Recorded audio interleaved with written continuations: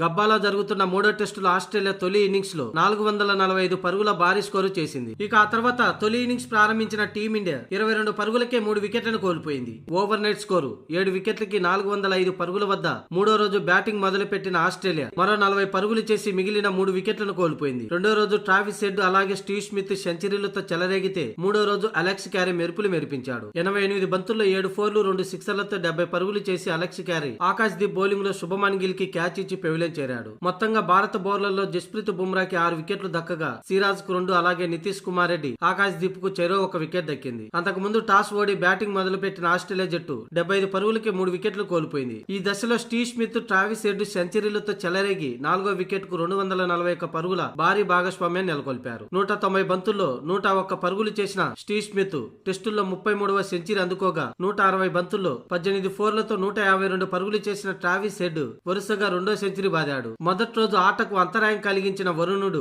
మూడో రోజు కూడా పలుమార్లు అంతరాయం కలిగించాడు. ఇక ఎలాగలా మొదటి ఇన్నింగ్స్ ప్రారంభించిన ఇండియాకు భారీ షాక్ తగిలింది. 3 ఓవర్లలోనే కేవలం 6 పరుగులకే 2 వికెట్లను కోల్పోయింది టీమిండియా. 2 బంతులు ఎదుర్కొన్న యశస్వి జైస్వాల్ 4 పరుగులు చేసి పెవిలియన్ చేరగా 3 బంతులు ఎదుర్కొన్న శుభమన్ గిల్ 1 పరుగే చేసి పెవిలియన్ చేరారు. ఈ ఇద్దరు మిచెల్ స్టార్క్ బౌలింగ్ లో మిచెల్ మార్ష్ కు క్యాచ్ ఇచ్చి పెవిలియన్ చేరారు. ఇక ఆ తర్వాత 4వ స్థానంలో బ్యాటింగ్ కు వచ్చిన విరాట్ కోహ్లీ 16 బంతులు ఎదుర్కొని హజల్వుడ్ బౌలింగ్ లో 3 పరుగులే చేసి అలెక్స్ క్యార్ కి క్యాచ్ ఇచ్చి పెవిలియన్ చేరాడు. దీంతో టీమిండియా 22 పరుగులకే 3 వికెట్లు కోల్పోయి పీకల్లోతో కష్టాల్లో పడింది.